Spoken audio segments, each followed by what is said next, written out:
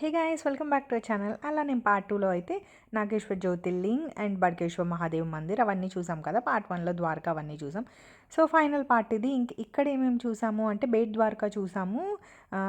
ద్వారకా ఉన్నది కదా, అది మునిగిపోయిన ప్లేస్ కూడా ఇక్కడే ఉందన్నమాట. చూడాలి అనుకుంటే ఓన్లీ పడవలో షిప్లో వెళ్ళి చూడొచ్చు, అదొకటి ఉంది. నెక్స్ట్ ఏమో బ్లూ ఫ్లాగ్ బీచ్ అని శివాజీపూర్ బీచ్ ఉంది, అది క్లోజ్ ఉందన్నమాట. అంటే కన్స్ట్రక్షన్ అదే మరమ్మతులు అవి జరుగుతున్నాయి అని చెప్పి క్లోజ్ చేశారు.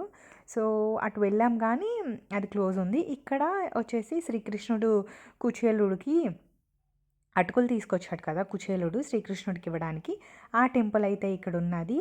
సో మనకి ద్వారకాలో ఉన్న మార్బుల్ వేరు, ఇక్కడ ఉన్న మార్బుల్ వేరుగా ఉంటారనమాట. ఒక దగ్గర వైట్గా ఉంటారు, ఒక దగ్గర బ్లాక్గా ఉంటారు కృష్ణుడు.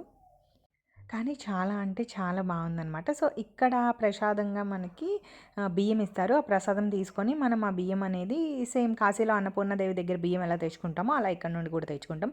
సో ఇదే చూసారు కదా, 600 అడుగుతారు, 300 అడుగుతారు అనమాట పర్ పర్సన్కి, డిపెండ్స్ ఆన్. మాకు 600 అడిగారు. అలా అడిగితే 300కి ఓకే అన్నారు, కానీ మేమైతే వెళ్ళలేదు.